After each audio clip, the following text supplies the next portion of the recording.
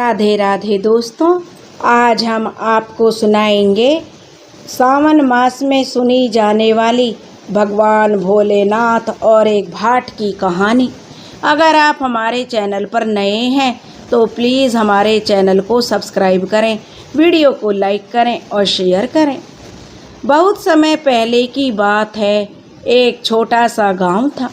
उस गांव में एक भाट अपनी पत्नी और 2 बेटियों के साथ रहता था। वह भाट बहुत ही गरीब था, भिक्षा मांग करके अपना गुजारा किया करता था। उस भाट ने जैसे तैसे करके अपनी दोनों बेटियों का विवाह तो कर दिया था, परंतु गरीबी जो थी, जैसे उसके भाग्य में लिखी हुई थी, उसका पीछा नहीं छोड़ रही थी। तब एक दिन की बात है, भाटिन ने अपने पति से कहा कि हे स्वामी, मैं अपने बेटी और जमाई को सावन मास में भोजन कराने के लिए बुलाना चाहती हूँ, इसलिए आप आज ज़्यादा भिक्षा मांग कर लाना।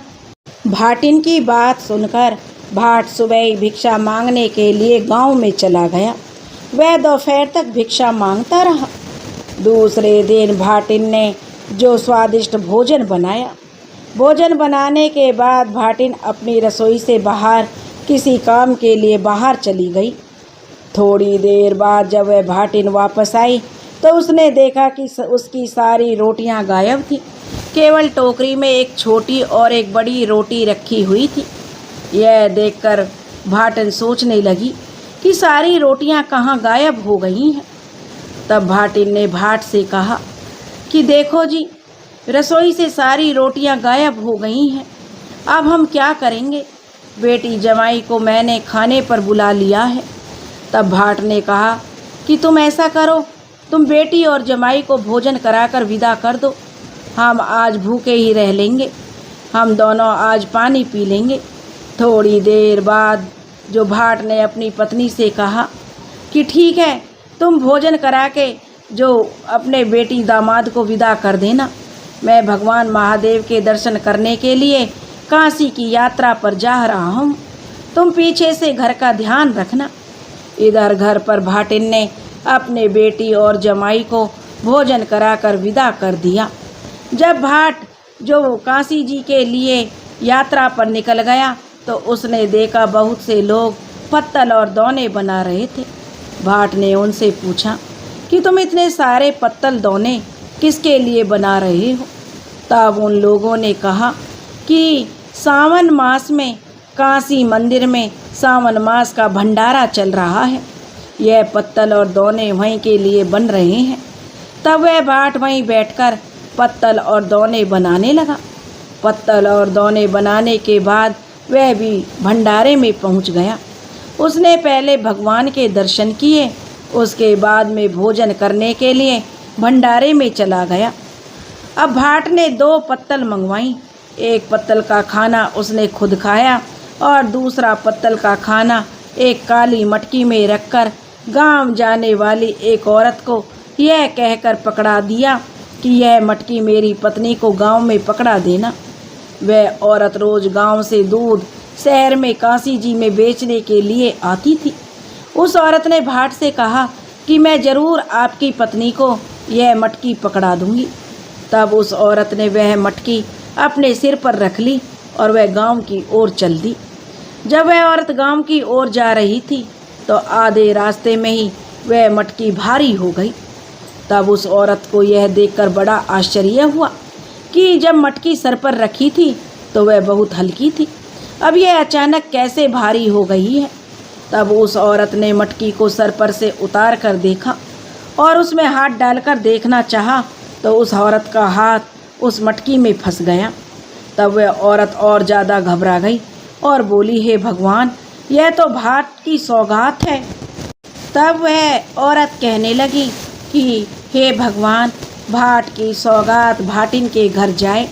इतना कहने के बाद भाटिन का हाथ उस मटकी से छूट गया। घर आकर उस औरत ने वह मटकी अपनी सास को दे दी और कहा कि माँ जी, अभी तो रात्रि होने वाली है, यह भाटिन की मटकी है, सुबह भाटिन से जो देनी है। अब जो उस औरत की सास से रहा नहीं गया, उसने मटकी खोलकर देखा तो उसमें हीरे पन्ने भरे हुए थे। अब सास के मन में लालच आ गया। वह मन ही मन सोचने लगी कि मैं इस मटकी में तो जो अपने पास रख लूँगी, इसमें तो हीरे मोती भरे हुए हैं, और दूसरी मटकी में गेहूँ भरकर रख देती हूँ, उसे मैं भाटिन के घर पहुँचा दूँगी, किसी को क्या पता चलेगा। तब उस सास ने एक मटकी ली और उसमें गेहूँ भरने के लिए अपने कोठार में चली गई। तब उसने अपनी टंकी खोली तो उसमें कीड़े निकलने लगे। यह देखकर सास घबरा गई। वह बोली कि भाट की सौगात भाट के घर जाए, हमारे गेहूँ वापस गेहूँ हो जाएं। इतना कहते ही उसके गेहूँ वापस गेहूँ हो गए। अब सास ने सुबह ही भाटिन को बुलाया और उसकी मटकी उसे सौंप दी। भाटिन वह मटकी लेकर अपने घर चली गई। भाटिन ने जब वह मटकी खोल कर देखी तो उसमें से हीरे मोती निकलने लगे। यह देखकर भाटिन बड़ी प्रसन्न हुई। उसने जो अब धर्म कर्म करने शुरू कर दिए, उसने जो पूजा पाठ करवाई, हवन यज्ञ करवाए, भंडारे चलवा दिए। अब भाटिन ने अपने गांव में कुएं, तालाब, धर्मशाला, स्कूल खुलवा दिए। भाटिन खूब धर्म कर्म करने लगी। उधर भाट भगवान महादेव के दर्शन करने के लिए अब आगे की यात्रा उसने शुरू कर दी। अब आगे की यात्रा में जाने पर जो भाट को महादेव जी एक साधु के भेष में खड़े मिले। साधु भेष में महादेव जी उस भाट की परीक्षा लेना चाहते थे। महादेव जी ने कहा, अरे भाट, तू कहाँ जा रहा है? भाट ने कहा कि मैं तो अमरनाथ गुफा में महादेव जी के दर्शन करने के लिए जा रहा हूँ। तब साधु भेष में महादेव जी ने कहा, यदि तू महादेव जी का सच्चा भक्त है तो तू इस आग में कूद कर दिखा। यह सुनकर भाट जो आग में कूदने के लिए तैयार हो गया। तब महादेव जी ने कहा कि अरे अरे नहीं नहीं, तू इस आग में नहीं, तू इस कुएं में कूद जा। अब महादेव जी की बात सुनकर भाट कुएं में कूदने लगा तो महादेव बने साधु ने कहा, अरे नहीं नहीं, कुएं में नहीं, तो इस भड़बूजे के भाड़ में अपना सिर दे दे। भाट ने साधु बाबा की बात सुनकर भड़बूजे के भाड़ में जो अब सिर देने लगा। तो अब महादेव बने साधु ने कहा, अरे नहीं नहीं भाट, तो इस तलवार से अपनी गर्दन काट ले। अब जो भाट तलवार लेकर गर्दन काटने लगा तो साधु भेष में भगवान ने उसके हाथ से तलवार ले ली और बोले कि तू तो सच में भगवान भोलेनाथ का बहुत बड़ा भक्त है। चल ठीक है, तू मेरे साथ मेरे आश्रम में रह। उसके बाद भाट साधु बाबा के साथ उनके आश्रम में चला गया। उस समय रात्रि होने वाली थी। साधु बने महादेव ने भाट को आटा, दाल, चावल और थोड़ा सा सामान और देकर भोजन बनाने के लिए कहा। भाट ने सबसे पहले चूल्हा जलाकर उस पर खिचड़ी चढ़ाई। फिर वह आटा गूंदने लगा। जैसे ही खिचड़ी में उबाल आया तो उससे पानी गिरने लगा। भाट की समझ में नहीं आया कि वह गिरते हुए पानी को का क्या करे। तब भाट उस पानी को पी गया, जिससे उसका मुंह जल गया। भाट ने आज से पहले कभी रोटी सब्जी नहीं बनाई थी, तो उससे कुछ रोटी जल गई तो कुछ रोटियां अच्छी बन गई थी और फिर उसने सब्जी बनाई। रोटी सब्जी बनाने के बाद भाट ने एक थाली में रोटी सब्जी रखी और साधु बाबा के आगे ले जाकर रख दी और बोला कि हे साधु महाराज, भोजन खाइए। साधु बने महादेव ने कहा कि भाट, यह भोजन तुमने झूठा कर दिया है, इसलिए मैं इसे नहीं खाऊंगा। तब भाट ने कहा कि अब इतना सारा भोजन कौन खाएगा। साधु बने महादेव ने कहा कि अभी बहुत सारे यात्री इधर से निकलेंगे, तुम यह भोजन उन्हें खिला देना। भाट ने आने जाने वाले सभी यात्रियों को भोजन खिला दिया, लेकिन वह भोजन खत्म नहीं हो रहा था। तब भाट समझ गया कि यह बाबा कोई और नहीं है, यह तो स्वयं भगवान महादेव हैं। तब भाट ने साधु बाबा के चरणों में गिर पड़ा और बोला कि हे भगवान, आप मुझे दर्शन दीजिए। तब साधु वेश में जो भगवान महादेव ने भाट को साक्षात दर्शन दिए। तब भाट ने कहा कि हे प्रभु, अब आप मुझे अमरनाथ की गुफा में भी दर्शन देना। भगवान ने कहा, पुत्र, जिस जगह मैं खड़ा हूँ वहीं पर अमरनाथ की गुफा है। तुम इसमें कोई संदेह मत करो। तेरा जो भी वरदान है तू मांग ले, मैं तुम्हें वरदान देना चाहता हूँ। तब भाट बोला कि हे प्रभु, आप तो सर्वज्ञ हैं, अंतर्यामी हैं, आप त्रिकालदर्शी हैं, आप सब कुछ जानते हैं। मैं बहुत गरीब हूँ, मैं रोज़ भिक्षा मांग कर लाता हूँ, लेकिन फिर भी मैं और मेरी पत्नी पेट भरकर भोजन नहीं खा सकते। मैं बड़ा ही दरिद्र हूँ। हे भगवान, आप मेरी गरीबी को दूर कर दीजिए। तब भगवान भोलेनाथ ने भाट से कहा कि हे पुत्र, तुम पूरे सावन मास में स्नान करो और हर सावन मास के सोमवार का व्रत करो। ऐसा करने से तुम्हारी सारी गरीबी दूर हो जाएगी। और साथ ही भगवान भोलेनाथ ने भाट को एक बटोही दी और कहा कि पुत्र, यह बटोही तुम अपने साथ ले जाओ। तुम इससे जो भी चीज़ मांगोगे यह इसमें बनकर आ जाएगी। भाट यह सुनकर बड़ा ही प्रसन्न हो गया और वह बटोही लेकर अपने घर की ओर चल दिया। रास्ते में उसे एक तालाब दिखाई दिया। भाट तालाब में पानी पीने के लिए उतरा। जैसे ही उसे पानी पीने के लिए तालाब में हाथ डाला तो उसके हाथ में एक बेलपत्र आ गया। उस बेलपत्र को देखते ही भाट को सावन मास के सोमवार की याद आ गई। उस दिन उसका पहला सावन मास का सोमवार था। उसने वहीं पर बैठकर मिट्टी का अंगूठे के आकार जितना शिवलिंग बनाया और पूजा करी। फिर वह सोचने लगा कि अब मैं सावन मास की कथा किसे सुनाऊं। वह इधर उधर देखने लगा। तभी उसे खेत में काम करता हुआ एक किसान दिखाई दिया। अब भाट उसके पास गया और बोला, अरे भाई, मेरा आज सावन मास का सोमवार का व्रत है, क्या तुम मेरी कहानी सुन लोगे? तब वह किसान बोला, अरे भाई, मैं जब तक तुम्हारी कहानी सुनूंगा तब तक तो मैं अपना बहुत सारा खेत जोत लूँगा या अपनी फसल का बहुत सारा काम कर लूँगा। मेरी फसल भी पकाई पर खड़ी है, तू जा अपनी कहानी किसी और को सुना। यह सुनकर भाट दुखी हो गया और वह वापस मुड़ गया। जैसे ही भाट आगे जाने लगा तो इधर किसान के खेत में आग लग गई। अब किसान समझ गया यह सब कुछ उस भाट की कहानी ना सुनने के दोष के कारण हुआ है। अब वह किसान उसी समय भागा भागा भाट के पास आया और बोला कि अरे भाई, मैं तुम्हारे सावन मास के सोमवार की कहानी सुनना चाहता हूँ। भाट ने फिर वहीं बैठकर उस किसान को सावन मास के सोमवार की कहानी सुनाई। जैसे ही कहानी पूरी हुई, किसान के खेत में लगी आग पूरी बच गई। उससे फसल को कोई नुकसान नहीं हुआ। उसके बाद भाट घर की ओर आगे चल दिया। चलते चलते सावन मास का दूसरा सोमवार आ गया तो उसने फिर से दूसरे सोमवार का व्रत करने का निश्चय किया। पहले वह तालाब पर स्नान करने आया। स्नान करके आने के बाद उसने मिट्टी की अंगूठी के आकार के बराबर शिवलिंग बनाया और पूजा करी। पूजा करने के बाद उसकी कहानी सुनने वाला उसे वहाँ कोई नहीं दिखाई दिया। तभी भाट की नज़र एक भेड़ बकरियां चराने वाले गडरिये पर पड़ी। उसे वह गडरिया दिखाई दिया।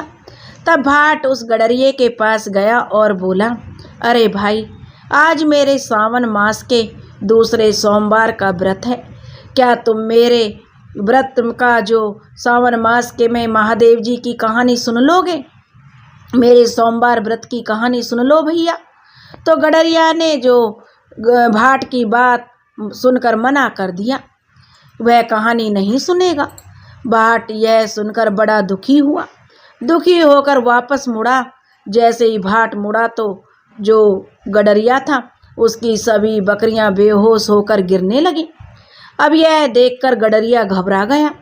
वह घबराता हुआ भागा हुआ जो भाट के पास आया और बोला, अरे भैया, मैं तुम्हारे सावन मास की कहानी सुनना चाहता हूँ। भाट ने वहीं बैठकर उस गडरिये को सावन मास के सोमवार की कहानी सुनाई। जैसे ही कहानी पूरी हुई तो गडरिये की बकरियां भी खड़ी हो गईं और चारा चरने लगी। उसके बाद भाट वापस घर की ओर चल दिया। चलते चलते उसे एक गांव आया।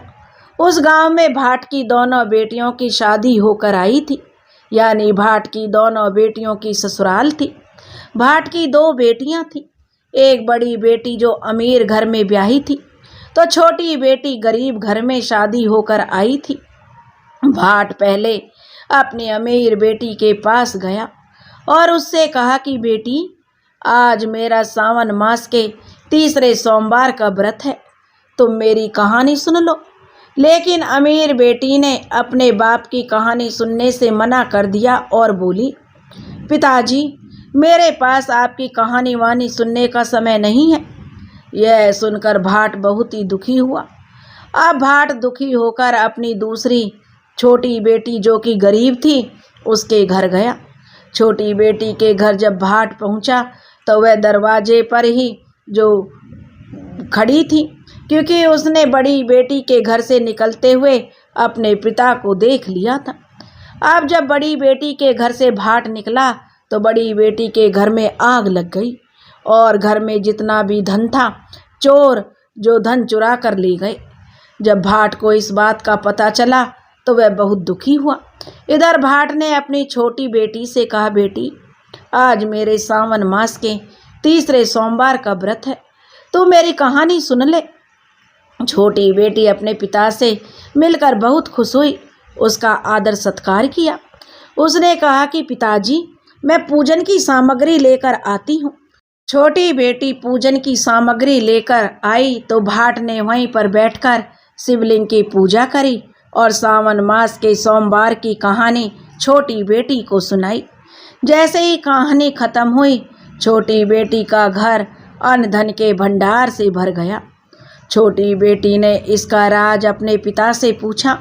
तब भाट ने अपनी छोटी बेटी से कहा कि बेटी, यह सब कुछ सावन मास के सोमवार के व्रत की कहानी सुनने के पुण्य से प्राप्त हुआ है। उसके बाद भाट फिर अपने घर की ओर चल दिया। जब वह वहाँ गया तो उसका गांव में खूब बाग बगीचे लगे हुए थे।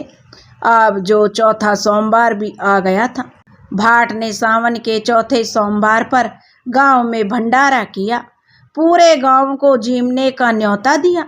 तब भाट ने अपनी पत्नी को बटोही वाली पूरी बात बताई। तब भाटन और भाटिन दोनों जो तालाब पर गए, वहाँ पर अंगूठे के आकार जितना शिवलिंग बनाया और उसकी पूजा करी। फिर घर आकर भाट ने बटोही में से तरह तरह के व्यंजन मांगे, जिससे कि पूरा गांव में भोजन का प्रसाद बांटा जा सके। भोजन पूरे गांव ने किया। प्रसाद इतना स्वादिष्ट था कि सभी प्रशंसा करके जा रहे थे। तब भाट ने अपने गांव के राजा के लिए भी प्रसाद भिजवाया। राजा ने इतना स्वादिष्ट प्रसाद पहले कभी नहीं खाया था, तो उसने इसका राज पूछा। तब सैनिकों ने कहा कि महाराज, भाट के पास एक ऐसी बटोही है जिसमें से वह कुछ भी चीज़ मांगता है तो वह बनकर आ जाती है। राजा ने कहा कि ऐसी बटोही तो मेरे महल में होनी चाहिए, उस भाट के पास इसका क्या काम। तब राजा ने सैनिकों को आदेश दिया कि जाओ भाट से बटोही लेकर आओ। तब सभी सैनिक भाट के पास गए और उससे बटोही लेकर चले गए। अब बेचारा भाट जो कुछ नहीं कर पाया, वह फूट फूट कर रोने लगा। राजा बटोही पाकर बहुत खुश हुआ। वह मन ही मन सोचने लगा कि अब मैं पूरी नगरी को भोजन कराऊंगा। दूसरे दिन राजा ने पूरी नगरी को भोजन के लिए निमंत्रण दिया। राजा ने बटोही से व्यंजन मांगे, लेकिन बटोही में से खाना बनकर के नहीं आया। तब राजा ने यह देखा तो उसे बहुत ही गुस्सा आया। उसने भाट को गिरफ्तार करने का आदेश दिया। जब सैनिक भाट के घर उसे गिरफ्तार करने के लिए गए तो भाट पहले से ही वहाँ से भाग चुका था, क्योंकि भाट पहले से ही जानता था बटोही में से खाना बन कर के नहीं आएगा और ज़रूर राजा को इस बात का पता चलेगा तो वह मुझे पकड़कर दंड देगा। इसलिए भाट पहले से ही वन में जाकर छुप गया। वन में जाने के बाद भाट को भगवान भोले शंकर की याद आई। वह सोचने लगा कि मुझे भगवान महादेव से मिलकर मदद मांगनी चाहिए। इस तरह भाट भगवान महादेव को ढूंढने के लिए निकल पड़ा। आगे जाने पर चलते चलते उसे रास्ते में एक नदी दिखाई दी। उस नदी में भाट से पूछा कि अरे भाई, तुम कहाँ जा रहे हो? भाट ने नदी से कहा कि मैं महादेव जी से मिलने जा रहा हूँ। मैं उनसे मिलकर अपनी समस्या का निवारण पूछूंगा। तब नदी ने कहा कि अगर भगवान महादेव तुम्हें मिल जाएं तो तुम मेरी समस्या का निवारण भी पूछ लेना। भाट ने कहा जरूर पूछ लूँगा, लेकिन मुझे पूछना क्या है? नदी ने कहा अरे भाई, मेरी नदी का कोई भी पानी नहीं पीता है। कोई जीव जानवर पशु पक्षी इंसान कोई भी मेरी नदी का पानी नहीं पीता। अगर गलती से कोई मेरी नदी का पानी पी लेता है तो उसकी तत्काल मृत्यु हो जाती है। मैंने ऐसे कौन से पाप किए हैं जिसकी मुझे जो यह सज़ा मिल रही है? तब भाट ने कहा कि मैं महादेव से ज़रूर पूछ लूँगा। फिर भाट आगे जाने लगा, पर आगे जाने पर उसे एक आम का पेड़ मिला। उस आम के पेड़ में भी बहुत सारे कड़वे कसैले आम लगते थे। आम ने भाट से कहा कि अरे, तुम भगवान से कहाँ जा रहे हो? तो भाट ने कहा कि मैं भगवान से मिलने जा रहा हूँ। तब वह आम का पेड़ बोला अगर तुम्हें भगवान मिल जाएं तो तुम मेरे दुख का निवारण भी पूछ लेना। उसके बाद भाट जो आगे चल दिया। आगे चलने पर भाट को एक स्त्री मिली जिसके सिर पर बोझ की एक गठड़ी पड़ी हुई थी। उस स्त्री ने भाट से पूछा अरे भाई, तुम कहाँ जा रहे हो? भाट ने कहा कि मैं तो भगवान भोलेनाथ से मिलने जा रहा हूँ और अपने दुखों का निवारण पूछने जा रहा हूँ। तब वह स्त्री कहने लगी अगर तुम्हें भगवान मिल जाएं तो तुम मेरे दर्द का निवारण भी पूछ लेना। देखो भाई, मेरे सिर पर बोझ की गठड़ी पड़ी है। मैं इस बोझ से दबी जा रही हूँ। तुम भगवान से मिलकर पूछना कि यह मेरा दर्द किस तरह से दूर होगा। फिर भाट जो आगे चल दिया। अब चलते चलते वह आगे पहुँचा तो उसे एक घोड़ा मिला जिसकी पीठ पर बड़ा सा फोड़ा था। घोड़े ने भाट से कहा क्या भाई, तुम कहाँ जा रहे हो? तब भाट ने कहा कि मैं तो भगवान भोलेनाथ से मिलने जा रहा हूँ अपने दर्द का और अपने दुख का निवारण पूछने। तब वह बोला अरे भाई, अगर तुम भगवान भोलेनाथ के पास जा रहे हो तो मेरे दुख का निवारण भी पूछ लेना। मेरी पीठ पर यह फोड़ा उगा हुआ है जिससे मुझे बहुत ही दर्द होता है और कोई भी घुड़सवार मेरी पीठ पर बैठता है तो मैं उसे दर्द की वजह से नीचे गिरा देता हूँ। तब वह व्यक्ति मुझे डंडे से खूब मारता है। अगर भगवान भोलेनाथ तुम्हें मिल जाएं तो मेरे दर्द का निवारण भी पूछना कि मेरी पीठ पर इतना बड़ा फोड़ा क्यों है और यह कब ठीक होगा। भाट ने कहा कि मैं ज़रूर तुम्हारे दर्द का निवारण पूछ लूँगा। अब भाट आगे चल दिया। आगे जाने पर भाट को एक गाय मिली जो अपने बिछड़े हुए बछड़े के लिए तड़प रही थी। गाय ने भी भाट से कहा कि अरे भाई, मेरे दुख का निवारण भी तुम भगवान से पूछ लेना। मेरा खोया हुआ बछड़ा मुझे वापस कब मिलेगा? मैं उसके दुख में मरी जा रही हूँ। भाट ने गाय माता से कहा कि हे गौ माता, मैं भगवान से आपकी समस्या का निवारण पूछ लूँगा। इस तरह भाट आगे चल दिया और चलते चलते भाट को एक पहाड़ी के पास एक बिल में से एक सांप निकलता हुआ मिला जो आधा बॉम्बी के अंदर था और आधा बिल से बाहर। सांप ने भाट से कहा कि अरे भाई, तुम कहाँ जा रहे हो? तब भाट बोला मैं भगवान महादेव से मिलने जा रहा हूँ। वो मिल जाएंगे तो मैं अपने दुख का निवारण पूछूंगा। तब वह सांप बोला अरे भाई, तुम मेरे दुख का निवारण भी पूछ लेना। उनसे पूछना मैं आधा बिल में फंसा हुआ हूँ, आधा अंदर हूँ और आधा बाहर। मुझे कब मुक्ति मिलेगी? मैं बहुत ही बुजुर्ग हो गया हूँ। मैं 100 साल का हूँ। मैं मुक्ति चाहता हूँ। देखो, मैं चल भी नहीं सकता, न ही मैं बिल से बाहर निकल सकता हूँ, न ही मैं अपने लिए शिकार कर सकता हूँ। तब भाट सांप से बोला कि हे सर्प देवता, भगवान से मैं आपके दुखों का निवारण पूछ लूँगा। फिर भाट आगे चल दिया। आगे उसे एक अमीर सेठ मिला। सेठ ने भाट से कहा अरे भाई, तुम कहाँ जा रहे हो? भाट ने कहा कि मैं अमरनाथ गुफा में भगवान महादेव के दर्शन करने के लिए जा रहा हूँ। सेठ ने कहा कि अरे भाई, अगर भगवान तुम्हें मिल जाएं तो मेरी समस्या का निवारण भी पूछ लेना।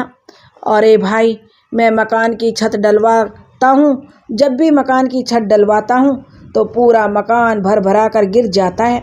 मेरा मकान पूरा बन ही नहीं पा रहा है। मैंने ऐसा क्या कसूर कर दिया जो मुझे मकान पूरा बनने ही नहीं देता। भाट ने कहा कि मैं जरूर महादेव से आपके दुख का निवारण पूछ कर आऊँगा। भाट फिर आगे चल दिया तो उसे एक पारस पीपल के पेड़ के नीचे एक साधु महात्मा जी बैठे हुए मिले। साधु महात्मा ने भाट से पूछा, अरे भाई, तू कहाँ जा रहा है? भाट ने कहा कि मैं तो भगवान भोलेनाथ से मिलने के लिए जा रहा हूँ। तभी भगवान ने उसे साक्षात दर्शन दिए। अब भाट जो भगवान भोलेनाथ के चरणों में गिर पड़ा और रोने लगा और बोले, हे भोलेनाथ, हे भगवान, आपने मुझे जो बटोही दी थी वह मेरे से राजा ने जो छीन ली। अब वह राजा ने मुझसे छीन ली है और मेरी बेटी का सारा धन चोर चुरा कर ले गए। उसके घर में आग लग गई है। हे भगवान, मेरे दुख को दूर कीजिए। भगवान ने भाट से कहा, अरे पुत्र, वापस अपने घर जा। राजा खुद तुझे बटोई वापस करने आएगा और अपनी गलती की माफ़ी भी मांगेगा। और तो तेरी जो बेटी है बड़ी, वो सावन मास के सोमवार की कहानी उसे सुना देना, सब ठीक हो जाएगा।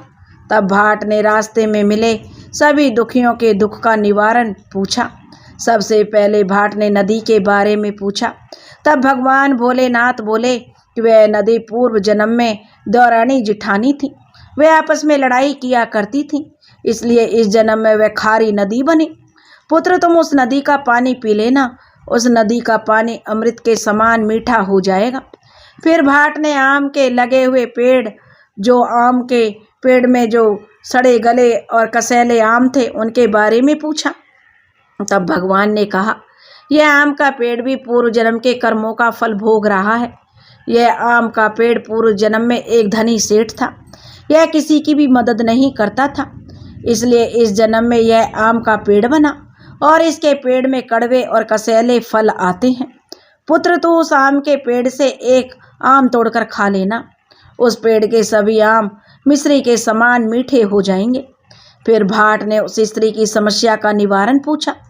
तब भगवान भोलेनाथ बोले, हे पुत्र, वह स्त्री भी अपने पूर्व जन्म के कर्मों का फल भोग रही है। पूर्व जन्म में यह खुद गर्म रोटी खाती थी और अपनी सास और ननंद को ठंडी रोटी खाने के लिए देती थी, इसलिए उसके सिर पर यह बोझ पड़ा है।